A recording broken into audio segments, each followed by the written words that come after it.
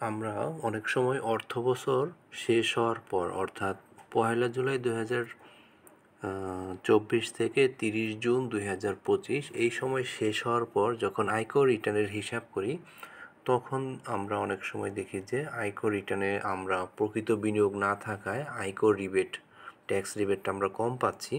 তো আমরা যেহেতু এখন মে মাস, আগামী জুন মাসের 30 তারিখের মধ্যে প্রকৃত বিনিয়োগগুলো থাকতে হবে, না হলে কিন্তু আমরা রিবেটের যে ফর্মুলা সেই হিসেবে আয়কর অব্যাহতি নিতে পারবো না।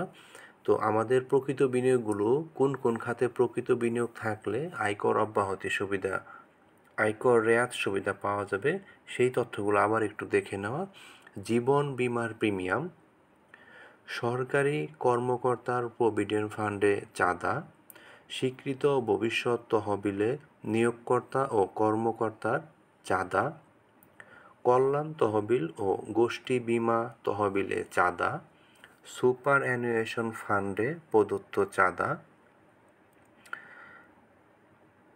যে কোনো তফসিলি ব্যাংক বা আর্থিক প্রতিষ্ঠানে ডিপোজিট পেনশন স্কিমে বার্ষিক সর্বোচ্চ 1,20,000 টাকা বিনিয়োগ, যে কোনো সিকিউরিটিজ ক্রয়ে 5 লক্ষ টাকার বিনিয়োগ, বাংলাদেশের স্টক এক্সচেঞ্জে তালিকাভুক্ত কোম্পানির শেয়ার, স্টক, মিউচুয়াল ফান্ড বা ডিবেঞ্চারে বিনিয়োগ, জাকাত তহবিলে দান, জাতীয় রাজস্ব বোর্ড কর্তৃক অনুমোদিত কোনো দাতব্য হাসপাতালে দান, প্রতিবন্ধীদের কল্যাণে স্থাপিত প্রতিষ্ঠানে দান, মুক্তিযুদ্ধ জাদুঘরে প্রদত্ত দান, আহসানিয়া ক্যান্সার হাসপাতালে দান, আইসিডিডিআরবিতে প্রদত্ত দান, সিআরপি সাভারে প্রদত্ত দান, সরকার কর্তৃক অনুমোদিত জনকল্যাণমূলক বা শিক্ষা প্রতিষ্ঠানে দান, এশিয়াটিক সোসাইটি বাংলাদেশে দান, ঢাকা আহসানিয়া মিশন ক্যান্সার হাসপাতালে দান,